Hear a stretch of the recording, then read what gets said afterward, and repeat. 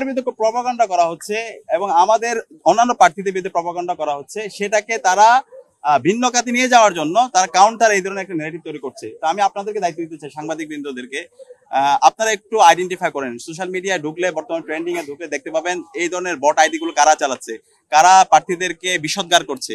তো এটা যদি আপনারা একটু আইডেন্টিফাই করেন, একটা নির্দিষ্ট গোষ্ঠীকে খুঁজে পাবেন। তো এদের বিরুদ্ধে আমাদের প্রতিরোধ জারি রাখতে হবে। আর এই যে দায় দিয়ে দেওয়া রাজনীতি থেকে বেরিয়ে এসে যারা অপরাধী, যে অপরাধ করছে, যে নারীকে শ্লীলতাহানি করছে, যে সাইবার বুলিং করছে, এরা হচ্ছে কালপ্রিট। তাদেরকে আইডেন্টিফাই করুন, আইডেন্টিফাই করে তাদেরকে বিচারের আওতায় নিয়ে আসুন। এটা হচ্ছে আমাদের দাবি। আমরা আজকের মতো প্রচারণা শুরু করেছি। আমরা শিক্ষার্থীদের কাছে যাচ্ছি প্রতিদিনের মতো। আজকে সোশ্যাল সায়েন্স ফ্যাকাল্টির সামনে দাঁড়িয়েছি। ফ্যাকাল্টি শিক্ষার্থীদের তাদের প্রত্যাশার কথাগুলো শুনছি এবং সেগুলো নোট দিচ্ছি। আমরা শিক্ষার্থীদের স্বতঃস্ফূর্ত রেসপন্স দেখতে পাচ্ছি এবং আমরা আশা করছি আমাদের যে জোট, ঐক্যবদ্ধ শিক্ষার্থী জোট, সেই জোটের ওপর শিক্ষার্থীরা আস্থা রাখছে। আমাদের যে নেতৃত্ব, আমাদের যে সততা, আমাদের যে দক্ষতা এবং গত 1 বছর জুড়ে আমাদের যে সামগ্রিক অ্যাক্টিভিটি, এই সবকিছুই শিক্ষার্থীরা স্বতঃস্ফূর্তভাবে আমাদেরকে গ্রহণ করছে। আমরা দেখতে পাচ্ছি জুলাই বিপ্লবের পরে প্রতিটি ক্যাম্পাসে শিক্ষার্থীদের স্বতঃস্ফূর্ত উচ্ছ্বাস দেখতে পাচ্ছি এবং জুলাই বিপ্লবের অন্যতম একটি আকাঙ্ক্ষা হচ্ছে প্রতিটি ক্যাম্পাসে ছাত্র সংসদ নির্বাচন হয়ে যাওয়া।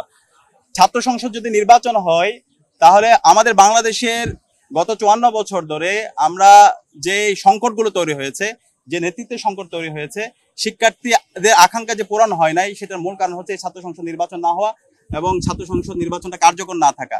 এখন জুলাই বিপ্লবের পরে সবার আকাঙ্ক্ষা, শিক্ষার্থীদের আকাঙ্ক্ষা হচ্ছে প্রতি ক্যাম্পাসে ছাত্র সংসদ নির্বাচন হয়ে যাওয়া। ইতিমধ্যে দেশের বড় বড় ক্যাম্পাসগুলোতে ছাত্র সংসদ নির্বাচনের তফসিল ঘোষণা হচ্ছে।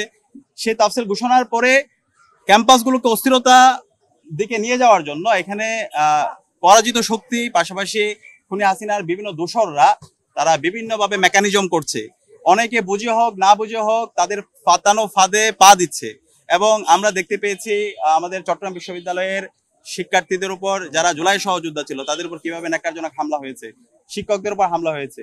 বাকিবিতে আমরা দেখতে পেয়েছি, গতকালকে রাজশাহী বিশ্ববিদ্যালয়ে আমরা দেখতে পেয়েছি। এভাবে ক্যাম্পাসগুলোকে অস্থির করার জন্য বিভিন্ন পক্ষ এখানে চেষ্টা করছে। তো সে জায়গা থেকে আমরা অনুরোধ করব, জুলাইয়ে আমরা যারা সহযোদ্ধা ছিলাম, ফেসিবাদ বিরোধী আমরা যারা লড়াই করেছি, আমাদেরকে এই জায়গায় কনসেনসাসে আসতে হবে। ক্যাম্পাসে স্থিতি অবস্থা, ক্যাম্পাসে একটা গণতান্ত্রিক পরিবেশ এনশিওর করার জন্য আমাদেরকে এই সমস্ত যারা বাংলাদেশে সংকট তৈরি করেছিল, বাংলাদেশে যারা শিক্ষার্থীদের উপর নির্যাতন নিপীড়নকে বৈধতা দিয়েছিল এবং পতিত ফ্যাসিস্টদের বিরুদ্ধে তাদের শাস্তি ব্যবস্থা করার ব্যাপারে আমাদেরকে ঐক্যবদ্ধভাবে আমাদেরকে একটা কনসেনসাসে আসতে হবে।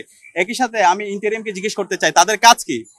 আজকে 1 বছর পার হলো, যারা খুনি, যারা গণহত্যা করেছে, শিশু হত্যা করেছে, ক্যাম্পাসে যারা নির্যাতন নিপীড়ন করেছে, নিষিদ্ধ ঘোষিত ছাত্রলীগ, আওয়ামী লীগ, তাদের বিরুদ্ধে আপনারা কি ব্যবস্থা নিয়েছেন? আপনারা অনেক তো বড় বড় সুশীল কথা বলেন, আজকে আপনারা তাদের বিরুদ্ধে ব্যবস্থা না নেওয়ার কারণে এই ষড়যন্ত্র এবং চক্রান্ত করার চেষ্টা করে, তারা ষড়যন্ত্র এবং চক্রান্ত করছে। একই সাথে যে প্রশাসন, আমরা যদি দেখি পুলিশের মধ্যে যে পুলিশ হেলিকপ্টার থেকে আমাদেরকে গুলি করেছে, আমাদের হাজার হাজার ভাই বোনকে শহীদ করেছে, তাদের বিরুদ্ধে আপনারা কি ব্যবস্থা নিয়েছেন? আমরা কি এখন পর্যন্ত পুলিশ সংস্কার দেখতে পেয়েছি? একই সাথে যে সচিবালয় থেকে শুরু করে এডবি স্টেশনে সকল ফেসিবাদের দোষররা এখনো বসে আছে, তাদের প্রমোশন হচ্ছে, তারা সব ধরনের ফেসিলিটিস নিচ্ছে। এইভাবে যদি চলতে থাকে তাহলে তো এটা শহীদদের আকাঙ্ক্ষার আলোকে বাংলাদেশ হয় না, এটা সম্পূর্ণ একটা ইন্টারিমের ব্যর্থতা, তাদের অযোগ্যতা। এই কারণে আজকে পরাজিত শক্তি তারা বিভিন্ন ধরনের ষড়যন্ত্র এবং চক্রান্ত করার চেষ্টা করছে। আমরা যারা এই জুলাই বিপ্লবের যারা সহযোদ্ধারা ছিলাম, অনেকে না বুঝে তাদের পাতানো ফাঁদে পা দিয়ে ফেলছি। আমি সবাইকে অনুরোধ করব, এই ফ্যাসিস্টদের বিরুদ্ধে, এই খুনি হাসিনার বিরুদ্ধে, এই নিষিদ্ধ ঘোষিত ছাত্রলীগের বিরুদ্ধে আমাদের লড়াই জারি রাখতে হবে এবং ক্যাম্পাসে আমাদেরকে একটা কনসেনসাসে আসতে হবে। এবং আমরা আশা করছি আমরা সবাই দায়িত্বশীল আচরণ করে এই ফ্যাসিবাদের বিরুদ্ধে আমরা আমাদের লড়াই সংগ্রাম জারি রাখবো এবং একটা গণতান্ত্রিক পরিবেশ আমরা নিশ্চিত করব।